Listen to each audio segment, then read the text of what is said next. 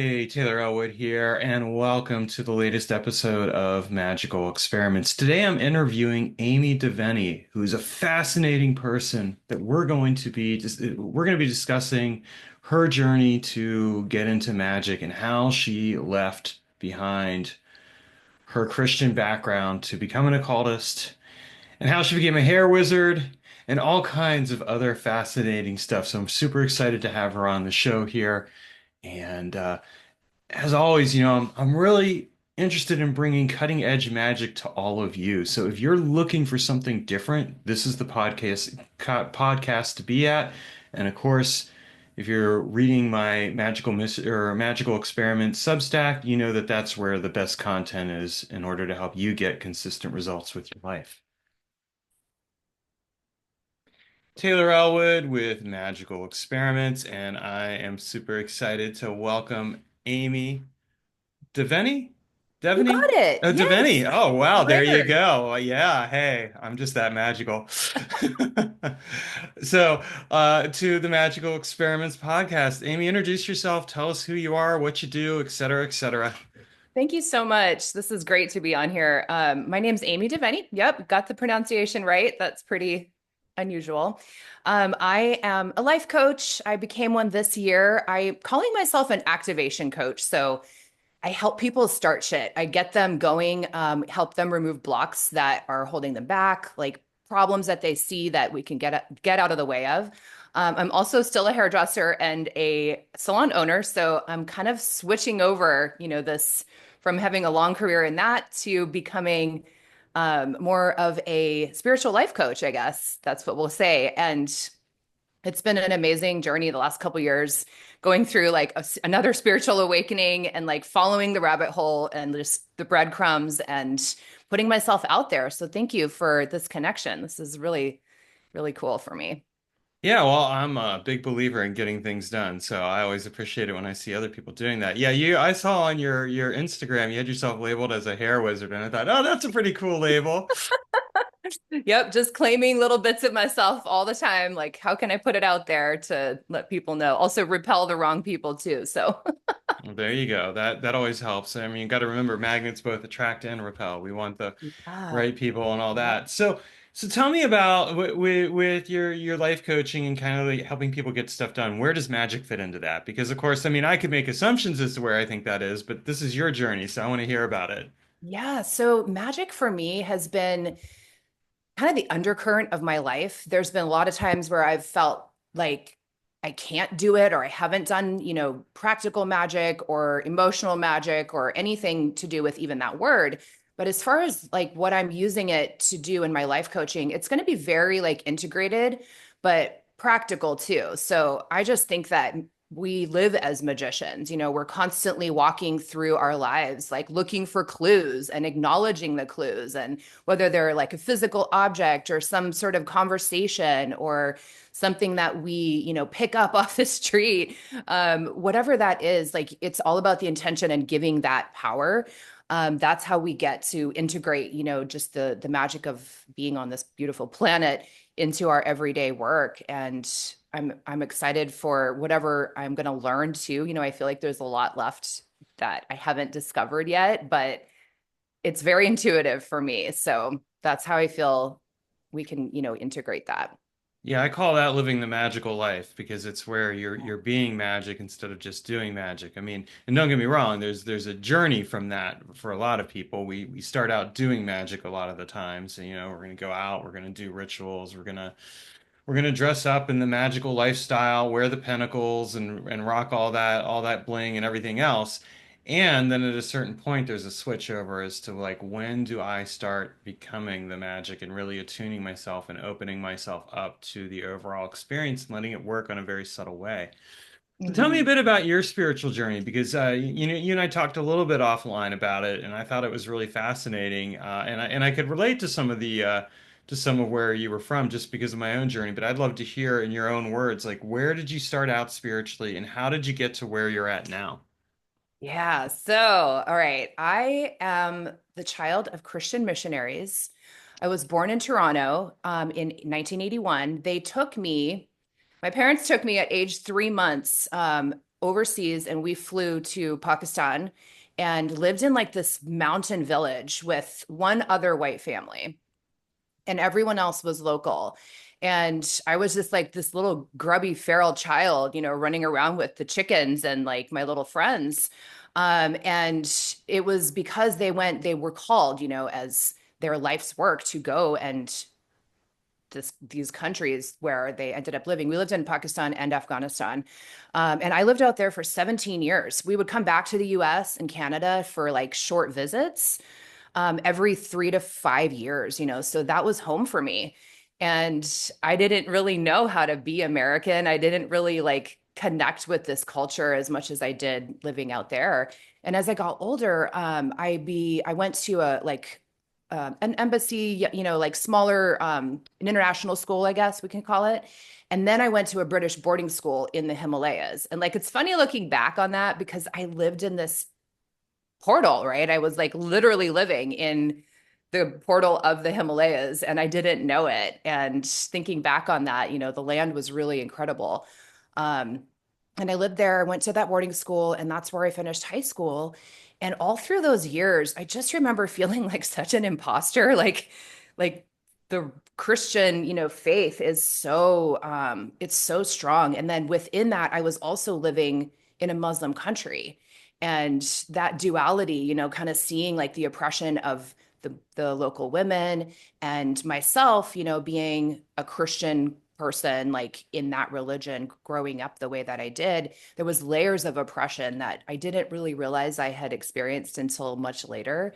And there was always this undertone of like, I'm saying the things, but I'm not really getting it. I'm like praying or saying Christian things, but it felt very I felt like an imposter. And the only connection I really loved was like the singing, that kind of aspect. And I think like now I'm using my voice more and I'm understanding that, vibrations come through our singing and our bodies. And so like there are these parts that come together through different religious like overlays, but that was my childhood.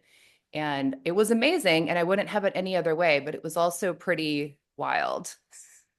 Yeah, it sounds pretty wild. I mean, and not only that, because like you said, you're going over there as the child of missionary, and in a sense, you were a missionary yourself, not by choice, but just by Yes. virtue of being raised in that. And I mean, I can relate. I was a born again Christian at the time I got into magic.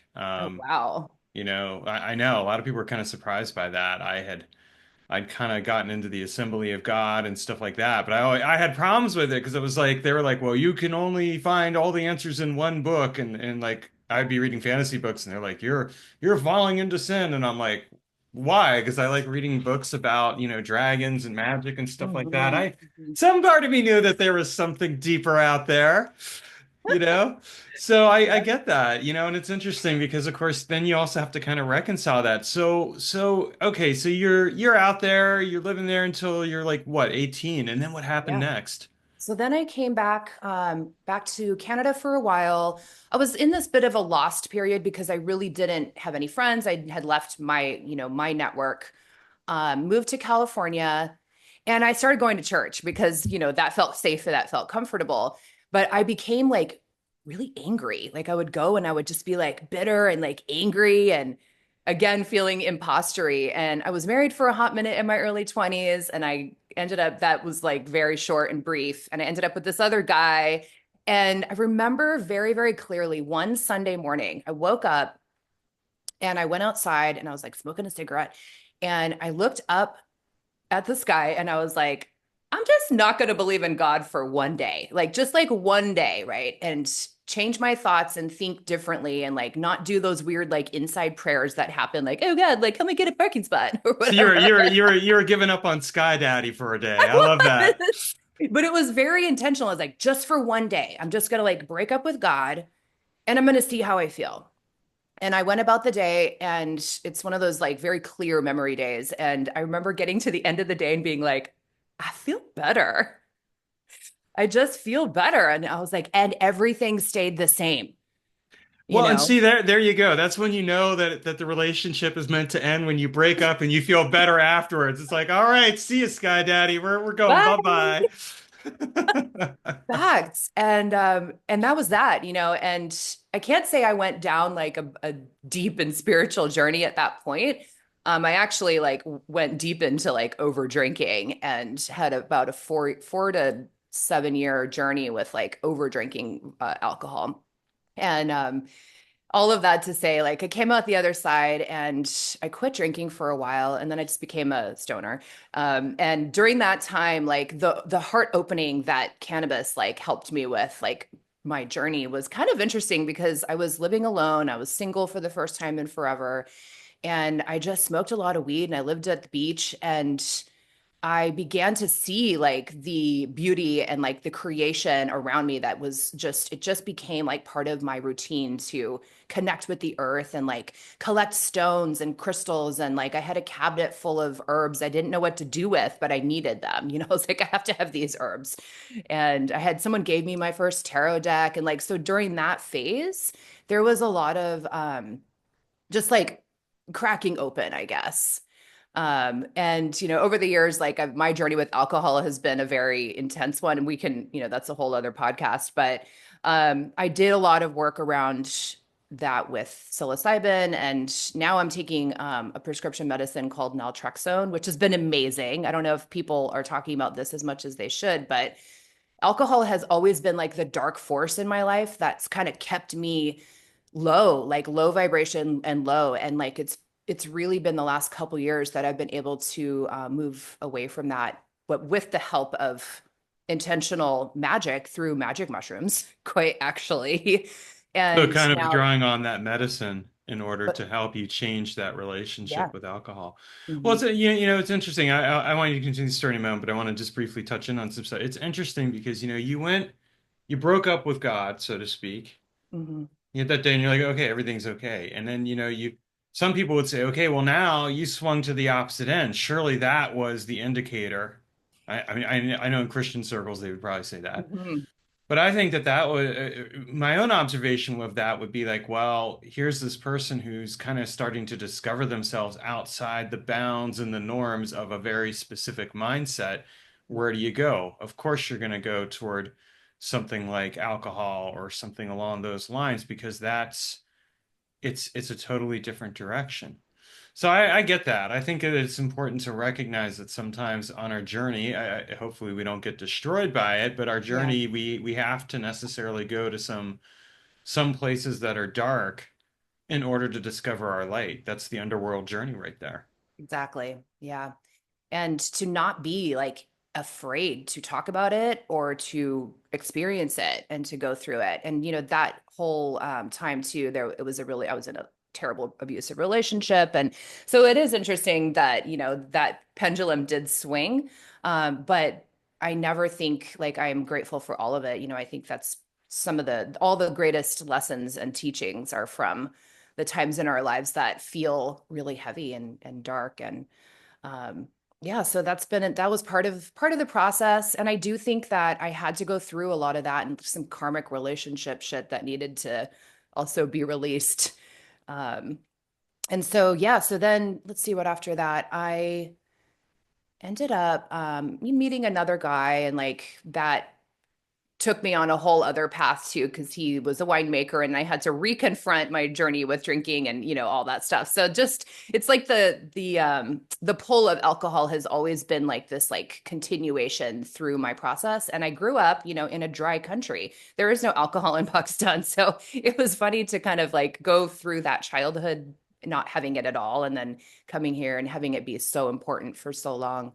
But yeah, I think that's as far as the magic, like working with mushrooms was, I did that for about 6 months and really used it to change my brain, and like it's been incredibly helpful, some of the plant medicine stuff that is available out there, um, and what we can do with it, but also with intention. You can literally charge a glass of water and be like, this is better than vodka. Well, and it's interesting too because I think that there is a tendency, we'll just go with substances. There is a tendency to abuse substances in spiritual circles, Hmm. whether that's alcohol or mushrooms or other forms of medicine. And there's also the capacity to have experiences that while they are seemingly spiritual are actually not. I mean, I had an experience in my early 20s where I had someone who violated my consent, they were using medicine, they were using ayahuasca as part of that, as part of what ended up happening. And it strikes me that with any of this, it's really important to use it or to draw upon it and to form a relationship with the medicine. I'm not going to say use it because right there, even that word use is Yeah, it's top down. But like being able to work with the medicine in a very conscious and respectful manner and recognizing that if we're going to do a medicine journey, that like what are we really connecting with? right. And who's taking you on the journey? Yeah, who's Yeah, taking you on the journey and what's taking you on the journey? yeah, There's always the dark side of the medicine itself. I mean, alcohol is a perfect example of that, yep.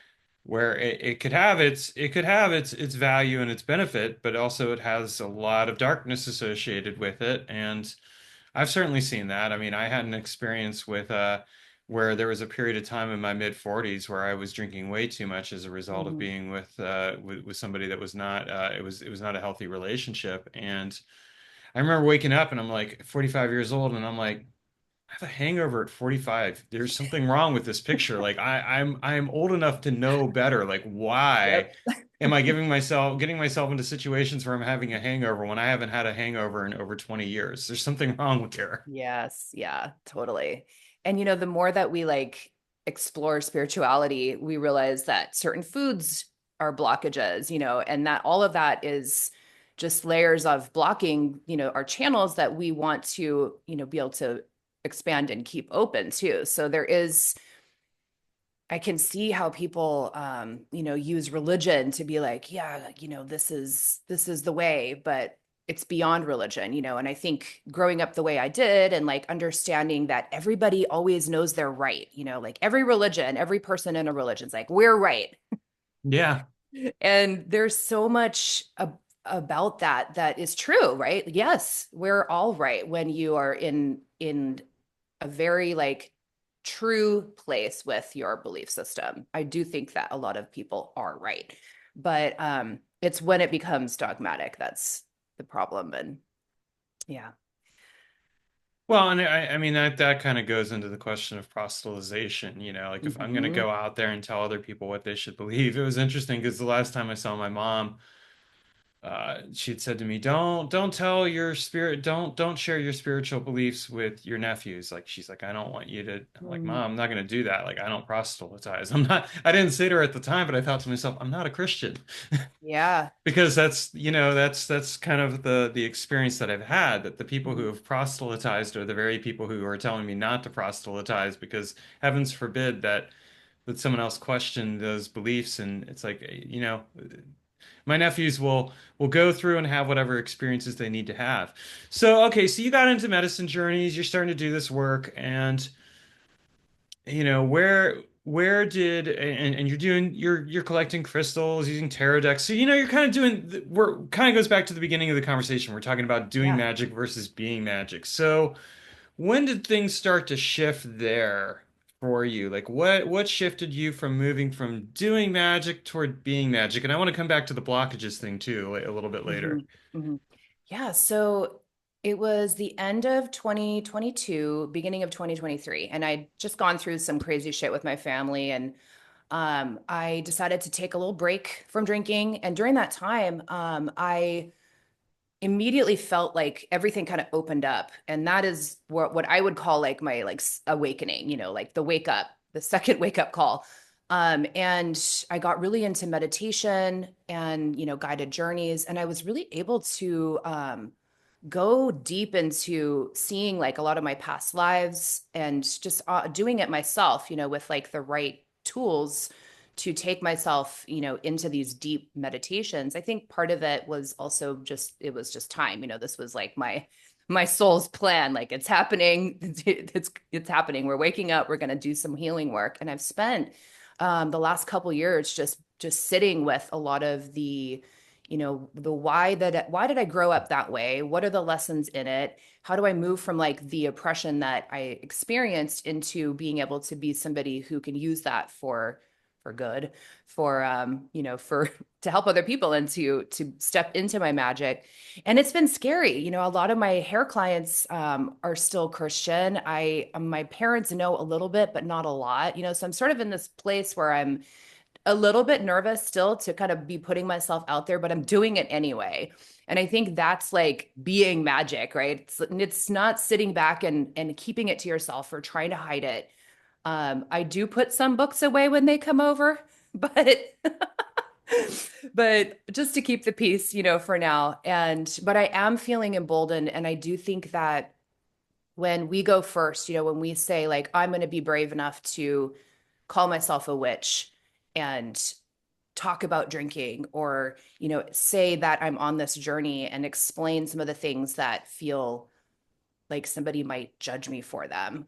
All that's been happening is I'm having better conversations at the salon. I'm having incredible like questions. People come in like, what do you mean? What is that? What are you talking about? And the more that I like unpack that sort of scariness that was witchcraft and being a witch and all these past lives I've seen in meditations and with other psychics helping me kind of work through some of that. Um, it's empowering. I feel bold. Like I feel bolder, every single time I'm standing up and saying that. And it also feels like a homecoming. Hmm. And that is there's so much beauty and like expansion in that I can't go back now. Well, this kind of okay, so this kind of brings us to the blockage and stuff. Because there is something to be said for leaning into your edge. The more I lean into the edges, the areas, the better off. I did an Instagram live where I was talking about this, like where you gotta have a result, right? Mhm. You have to grow into the result. It's not enough to just say, "Oh, I want this Yes. result over here." I Yep. have to actually grow into it. I have to become the result because otherwise it's not going to truly manifest. There will be some part of me that will block it.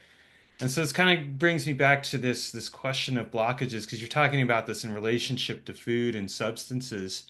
And I want to start there first, and then I want to Mhm. explore the other ways that blockages show up. So let's talk a little bit about that. I mean, I think I've got an idea here from just your journey with how you've had to change your relationship with alcohol and like medicine substances, but how else is what we take in and put into our bodies playing a role in how we potentially block ourselves? Because I think this is really relevant to on a magical level. I may not seem obvious to my viewers right now, but I can definitely see the connection myself. Yeah. Yeah. I think we're given these bodies to experience this physical experience on earth. And our soul is very much chosen exactly what we've come into, from my perspective. And how our even down to our hair color. And so there's so much about what we've chosen on a soul level to walk around in this physical body.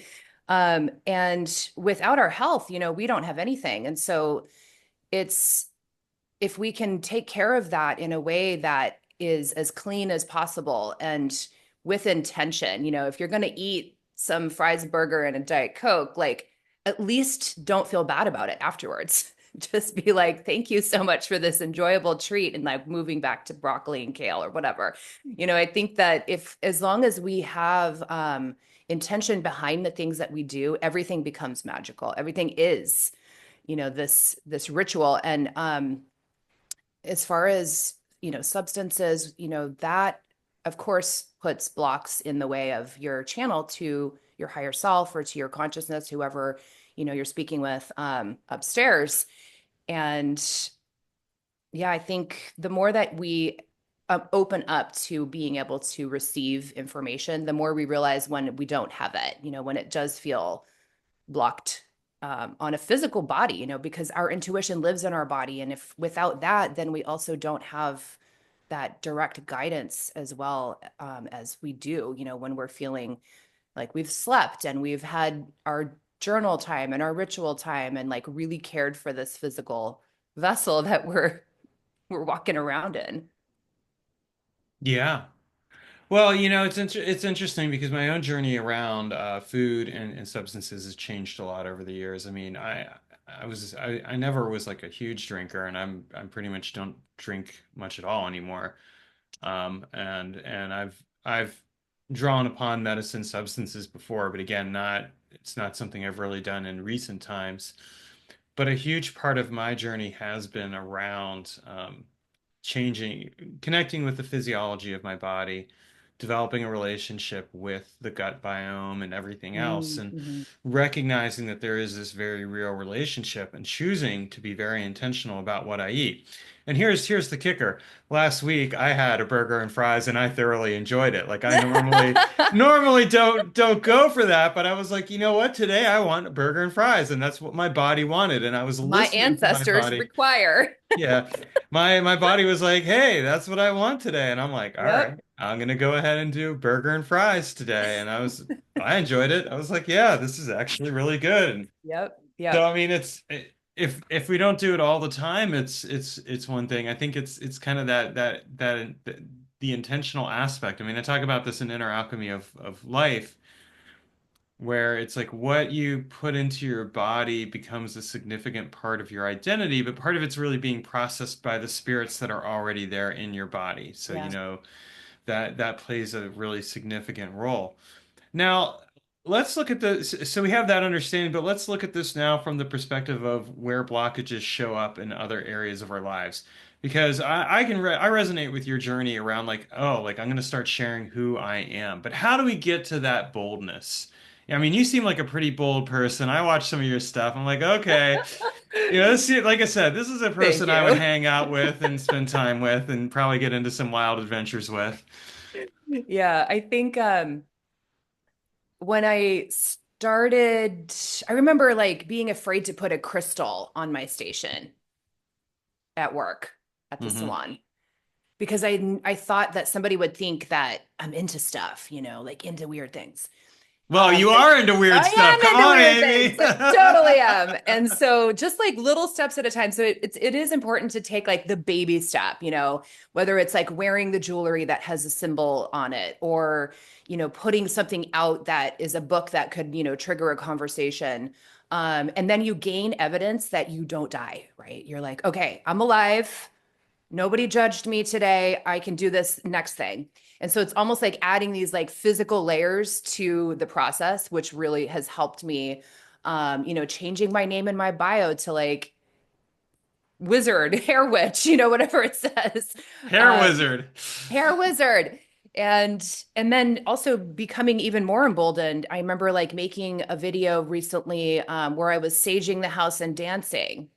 And I know that people see me that like that they might not like that, but also who cares, And I just started realizing that fear is just totally made up. And even if you like have complete and total fear of being seen doing something online or in person that isn't what that is something that you might get judged for, but like so what is judgment? Judgment's made up. Everything is just made up. Everybody's belief systems, religions, all of it.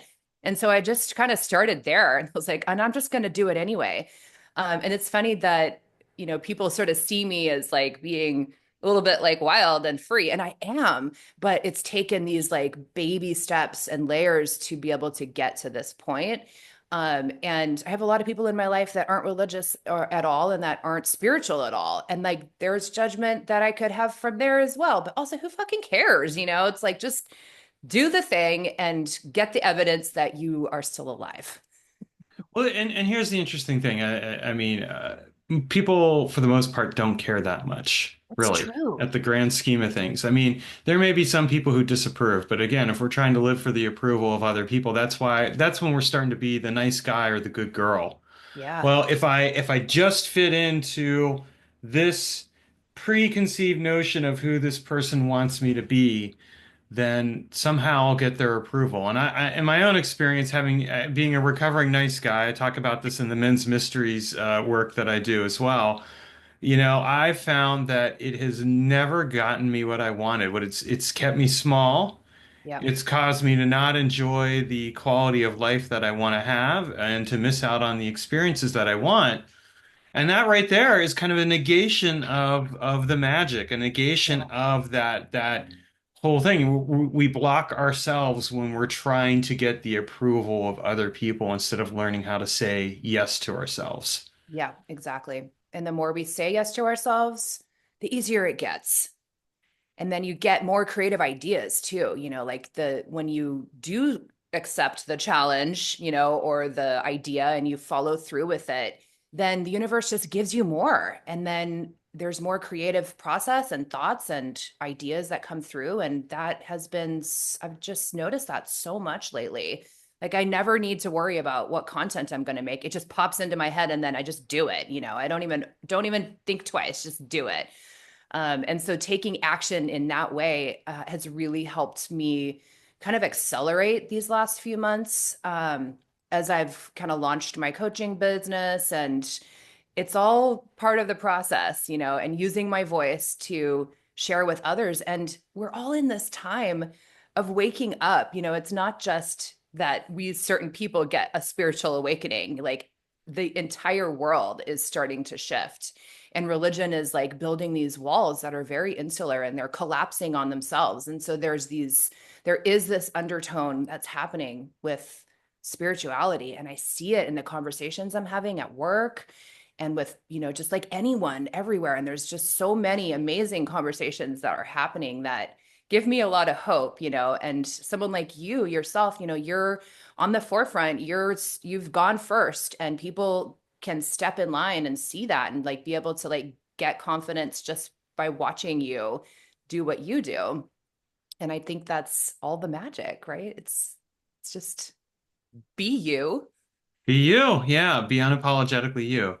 Well, Exactly. and yeah, and it's been a journey for me as well. I mean, I've always kind of been out there as far as like the magic stuff. I mean, I've been practicing since I was 16, so a long, long time now, Wow. over 30 years, and it's always been it's always been an I've always been unapologetically magic, yet I've seen so many times where I filtered myself at different times in certain ways. And so that filtering, I think it really does keep people back from their mission and their purpose, from their awareness, from who they can be and what they're here for. And then, at a certain point, it's like, well, what am I really doing now?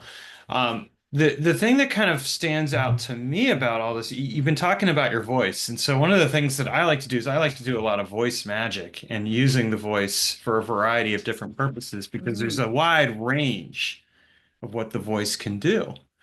And it's interesting to me when I observe how people lock themselves mhm. down with their voices. So with finding your voice, what is it that you've discovered about your voice in the last few months and the magic of that voice and how it's expressing itself in your life? I mean, you're talking about dancing and saging, which I think is just like that just made me smile inwardly, but I want to hear a bit about what it has meant to you to discover your voice and discover the power of your voice.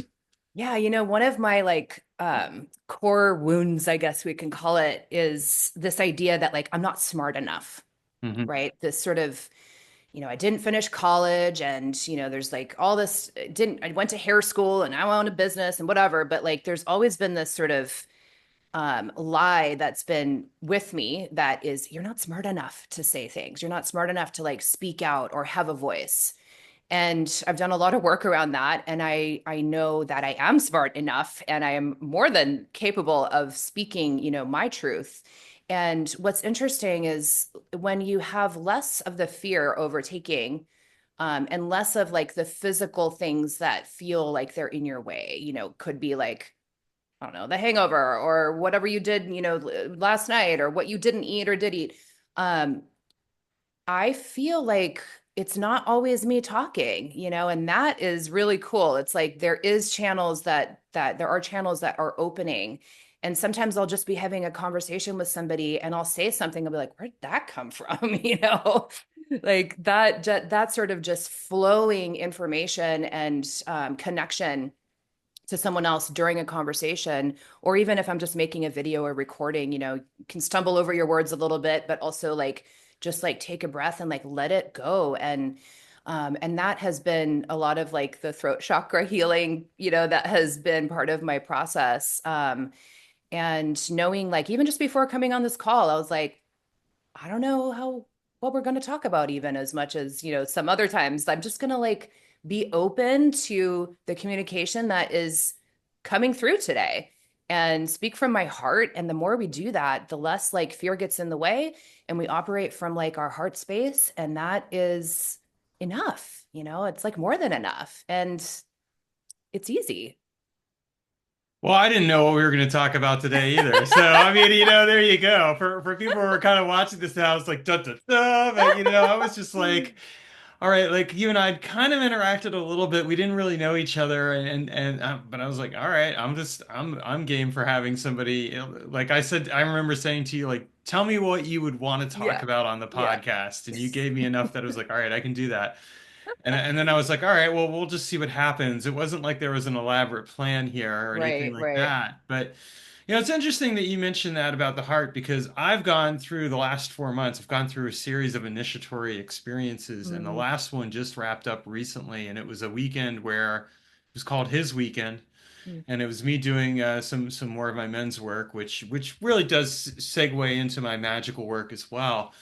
But a huge part of it was dissolving the ice around my heart because I mm. had a lot of ice around my heart when it came, just kind of keeping people out because of experiences that I've had and I've been the last 4 months in particular, I've been working on dissolving that and transforming it, and the last month especially it accelerated. So this last experience that I went through was kind of the wrap up of it. It was me healing some really deep wounds and ever since then, I have felt more open-hearted, more present, more in the world, more Mm. activated because it's like, yeah, I'm living this open-heartedness. Now I even have a new name, Heartful Dragon, which I think is Oh, absolutely wow. wonderful. But it's like this is what I think this is why it's so important to learn how to unblock ourselves. I've been doing internal work for 20 years now. I've been doing like Qigong, Taoist Mm. breathing meditations, things like that. And one of the things that really stood out to me is that the more you sustain this, it gradually builds momentum, and then it's just like a flood comes forth, and it changes the way you show up in the world. Yes, it does. And I think, when we can, I lost my train. What was I going to say? Um, Healing does not have to take a long time, and I think No. that's like the thing that sometimes people get stuck on. They're like, oh, I've got to go to therapy, or do all this work and like read all these books and get a coach and whatever. Yes, but also you get to decide in a flash if you're going to be unafraid. You get to decide, like, I am smart enough to say whatever I want to in a public space and speak from my truth, my heart, and not fear that I will stumble over my words or not have the right thing. I don't have to script anything, and just know, like that we are these intuitive, powerful beings, and like walking around right now in this moment in time, having this incredible experience where we are supposed to like go through life from our hearts. If we can all just get to that place, everything else will open, right? Like the throat, the third eye, the crown, like as long as we can realize like if we could operate from love, everything else changes. Love for ourselves, for those around us, like people on the street, everywhere. If you could just flow with love, you will automatically get into your purpose. Yeah, there you go. I mean, you can break up with God for a day and see what happens. Nothing. Except for liberating yourself, Right? right? I mean, there's Exactly. there's the key thing. I mean, Yeah. that Yeah. if there's a highlight from this call this particular conversation, it's like, look, you can break up with whatever it is that you believe in. I mean, this Mhm. applies regardless. It's not just about whether you happen to identify as Christian or whatever. I mean, it can be anything, like Yeah. you can break up with whatever it is and discover for yourself, like what is really out there. There's nothing holding anyone back from discovering who they truly want to be other than those limits and those preconceptions. Yeah. I mean, and that's really, I mean, there's real magic right there. Like this is kind of this is one of those interesting episodes where I'm going to just say to my viewers, like, okay, we haven't necessarily talked about like the holy guardian angel, like I did on most Yep. recent one with Bill, Well, that or was a some good of the one. other things. Yeah, it was a good one, or some of the other stuff that I normally talk about. But this what we're talking about here. Like if I would say this is one of those episodes where like this is where you see the value of inner work. This is why I always talk about inner work and like why I do it and everything else because you don't get to change your life just on the external stuff alone. You have to change it from the inside out.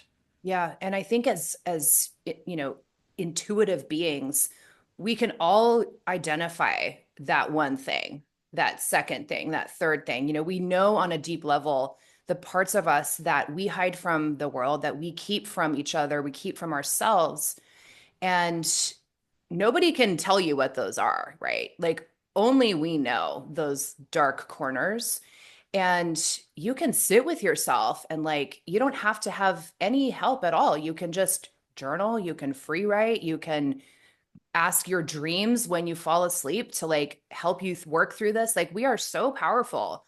And when you are just being yourself and asking for guidance, like you will get it. It's just how it works. There's no you will be like connected to your source, and you can do this. Like anybody can remove blockages just by with intention, and that is pure magic. You don't need anything. You could charge this like eraser over here if I wanted to, but in my pocket.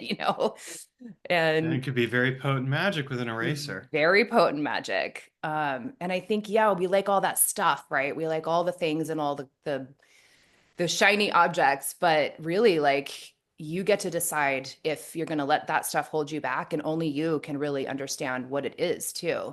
And it doesn't have to be this long drawn out process. In fact, I think we're in an accelerated version of ourselves right now as people. Like we get to do this quickly. And as long as you take that first step in that action, you're not going to stay the same. And change is always happening. And like our truth is always changing. If truth wasn't changing, I would still be a missionary kid, right? I think it's interesting because I was talking with my beloved recently about the fact that like I have a standard now where I'm like if I'm dating somebody and I do you know it's like if I'm dating somebody and I'm involved with them they have to be doing their inner work. Mm-hmm. If they're not doing their inner work, if they're not working on themselves, I'm not going to date them. It doesn't matter how interesting they are because I guarantee I'll outgrow them within a short period of time Wow. because I'm Mm-hmm. always working on myself, changing myself. I mean, this 4 month period where I just went through and did a bunch of things to change myself. It's like if I'd been with anybody at that time, who I was 4 months ago is not who I am at all. And Yep. I mean, granted, people change, but like for me, it's like change, change, change, change, change. It's very radical. And I've had Mm-hmm. people in the past that I've been involved with who've complained like, well, I start to get used to you and then you change again. Well, yeah, guess what? That's what you get. That's Yeah. what the light, what a magical life truly is. That's what it means to truly be a magician. You have to be willing to transform who you are. And if you can't keep up, I'm going to leave you behind. And I have no Yeah. problem with that because I want people in my life who are willing to turn inward and do that work, change themselves from the inside out. That's where the magic really lives. I can do magic rituals all day long, and those are great. I mean, I've done some stuff like that, but the more subtle magic, the real power is I'm changing myself from the inside out. So it's like I don't want to be with people who can't keep up with me. I I want agree. people in Yeah. my life, whether they're friends or they're lovers or family, to be people who can keep up with the transformation and actively want to transform themselves and actually challenge me to grow as well. Because then that's where the juice is, and that's what keeps Yeah. those relationships vital and fun. Yeah, exactly. And the people will come into your life too that will support that journey. It's all just part of the process of taking that first step. So when you started this process of your 4 months, like recently, did you know what you needed to do to like transform and heal, or were you like, shit needs to change, but I don't know what it is? So Were you like I clear? so here's my story for all of you, and I appreciate this is a great question. So about a little over 6 months ago, and actually almost 7 months ago, yeah, it's actually 7 months ago now. I broke up with the person I was with at the time. Hmm. It just was not a good. It wasn't a good relationship. We weren't a match, and and then she moved out a month later, and I was at the time I was working at a job I hated. I was miserable. And I was somewhat successful, like as a writer and all that, as I Hmm. always have been. I've always done stuff, but it's kind of like and I knew at the end of the summer I was going to leave that job, that I was going to go back to school for counseling. That's what I had decided. I didn't realize it at the time, but I was using that as an escape plan. I didn't Hmm. want to be in this job.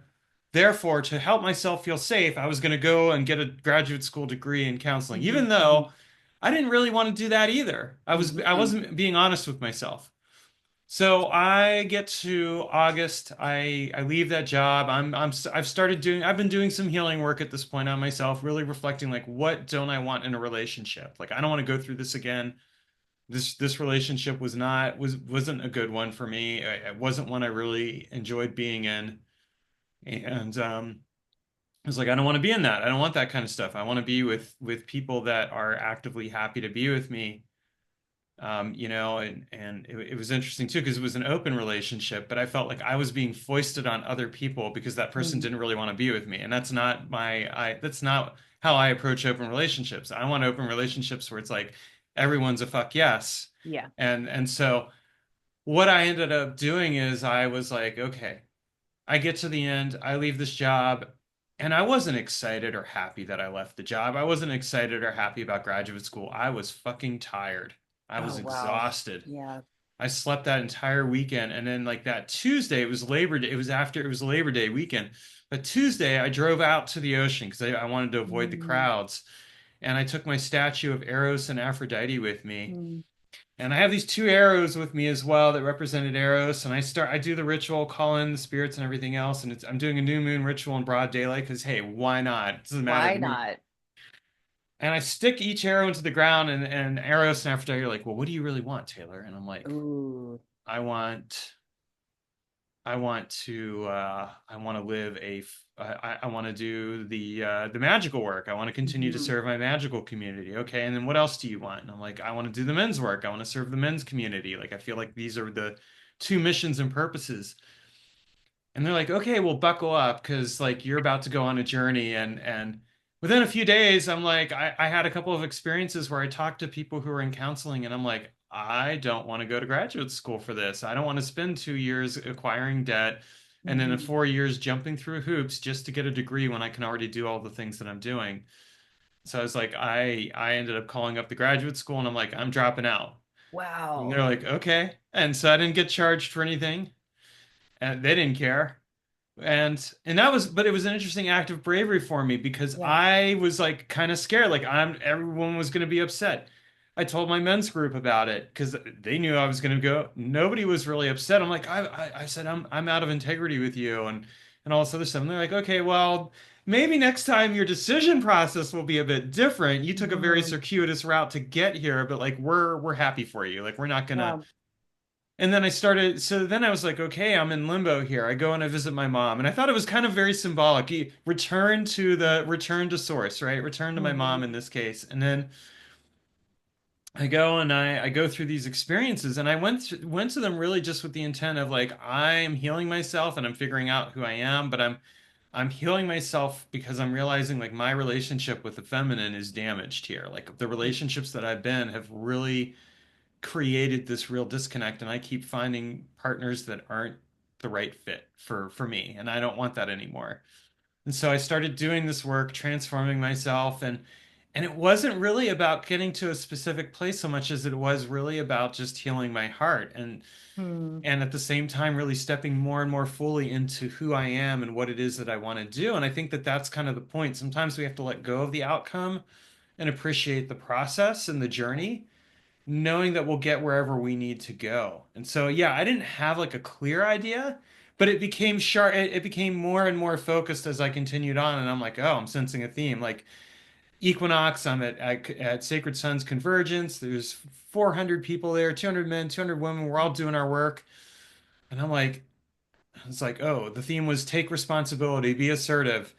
I contact my ex, I take responsibility for some things without expectation that this person's going to take responsibility for her end of things and get and clean my side of the street. And I feel better Amen. about it. And then I continue on. I do a survival wounds class and then a couple more, like a prime leadership through Sacred Sons. And then this most recent weekend. And there was a couple other things. And it's like by the end of it, I'm like, I am feeling fully in presence with myself for the Yeah. first time ever in my life because I'm not holding on to these fears and letting myself limit myself. So that's basically the journey right there. Yeah. Oh, that's so powerful. I love that you went to do a full new moon, full moon ritual in daylight. New moon, but New yes. moon, yeah. Yeah.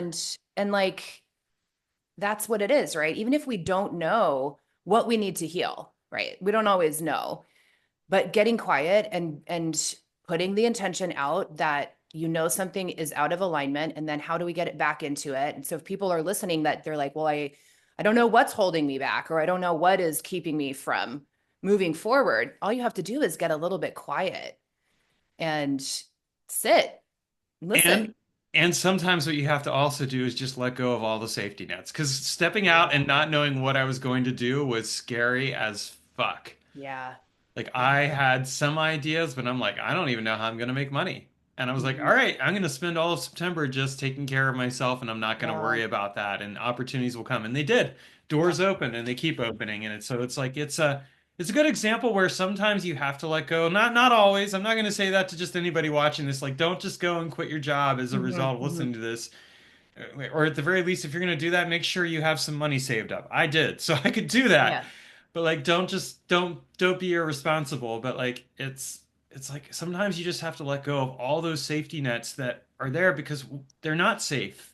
They're Yeah. not actually safe. They're just keeping you in the status quo, and the status quo will always limit you and hold you down. Yeah, I couldn't agree more. And I think we feel stuck sometimes, in a relationship or because you have a home and kids and a job and whatever. I hear it a lot. And to get on the path where you're in your purpose, that's that's the key right there is how can I be more in my purpose? And like, if you don't know what that is, how do you understand what that is? And it's always, I feel like the purpose thing is always the thing you're the best at that you don't even know you're good at it because it's so natural for you and you're so genuinely tuned in and easy. It's so easy for you to do that you don't even know you're doing it. For me, it's like bringing joy everywhere I go. I raise people's spirits. I help them feel better. I walk down the street. I'm connecting with the people that sit on the sidewalk, whatever. And it's easy for me to like bring joy. And if I can weave that into my work, and if I'm constantly like checking myself to say, am I in my purpose? Am I helping people feel better and more joyful because I'm just genuinely like from my heart? That's enough. And then everything else will open, like conversations like this and saying yes to stuff that, putting yourself out there, being like, hey, can I get on your podcast? Well, obviously You here never you are, know. so you obviously did something right. Yeah, you asked and you I got, asked. you Yeah. asked, and I mean the Yeah. worst you're gonna hear is no. Like, and Exactly. no's okay. Like no is a powerful word, and yet it Yeah. doesn't mean that there's rejection there. It could mean not right now, or it could mean no, this just isn't a good fit. But like Yeah. whatever, it's not. I think letting go of the attachment to like where things need to be or what they need to be is the most important step that we can Yeah. take. Yeah. Right. So. You ended up interviewing me a little bit. This seems to be happening lately, where like the people I get on, they end up interviewing me part of the time. I don't have any problem with that. I love it, Love it. but Love it. I'm totally here for it. So let's wrap up here, though. I always like to ask my guests what to kind of leave us with some a final bit of wisdom. So what would you share out there for any of it, just in case there's anything that people missed as a result of listening to Mm. this? That you get this chance, right, in this lifetime to be the most audacious version of yourself that you could possibly be. And within that, means something for everyone. But if you are to just lean into being that version of yourself that has the audacity to do the dream, right? To like live the dream, to put yourself in rooms that you don't think you belong in, or that you're nervous to like knock on the door for, just to step into the audacity of being exactly who you could, the biggest version of yourself you could dream to be. And that I think is my word for next year is like have the audacity to do the thing, to like be the version of yourself now and then expand into everything that there's the possibility that could bring in. Be audacious. There you go. Yeah, I'm actually doing my theme for next year is leadership. So there you go, and Oh that's what yeah. I'm doing. So Mhm. yeah, what's the theme of the year? That is so important. My last, for interestingly enough, 2024 was confidence, and clearly I got that by the Yeah. end of it. So So I hear good. that.